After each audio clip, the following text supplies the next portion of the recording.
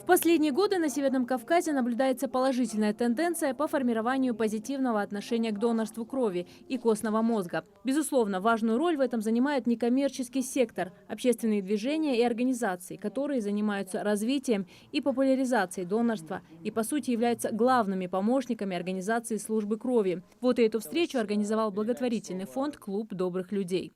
Я не знаю лично этих людей, их фамилии, и, наверное, никогда я их не знаю, но я безмерно благодарна этим донорам за возможность жить. Если с понятием донорства крови знакомы многие, то со стволовыми клетками все намного сложнее. Согласно исследованиям, большинство в России мало знают о донорстве костного мозга. Чтобы восполнить эту информационную брешь, пригласили экспертов из Москвы. Из всех добровольцев лишь единицы генетически совместимы. Они и могут стать реальными спасителями для больных лейкемией. Поэтому важно расширять базу, говорят на конференции.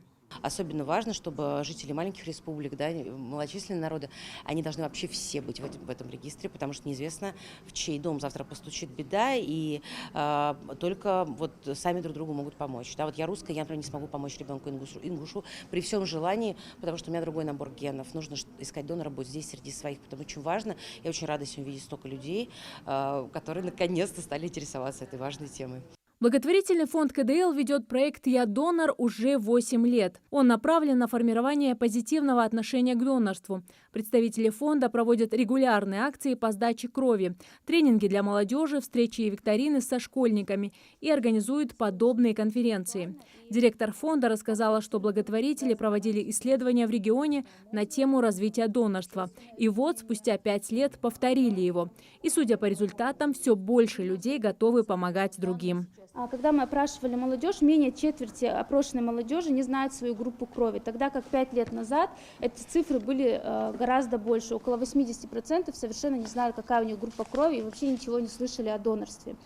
Также мы спрашивали о том, знают ли они про Всемирный день донора. Здесь тоже результаты нас поразили и удивили. Донорство крови и клеток костного мозга – это то, что объединяет людей разных профессий и взглядов на жизнь. На конференцию пригласили представителей совершенно разных областей. Это сотрудники благотворительных организаций Северного Кавказа, представители службы крови, региональных органов власти, образовательных учреждений, доноры крови, представители медицинского сообщества и молодежных организаций. Имам мечети Магаса рассказал о ценности спасения жизни в исламе. По этому поводу Всевышний Аллах в Коране говорит: «Ваман ахьяха факааннама ахья наса джамиа». Тот, кто оживил душу. Что это означает?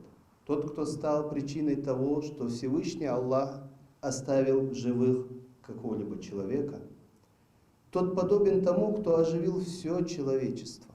В каждом регионе есть свои особенности и ценный опыт в работе, которым важно делиться.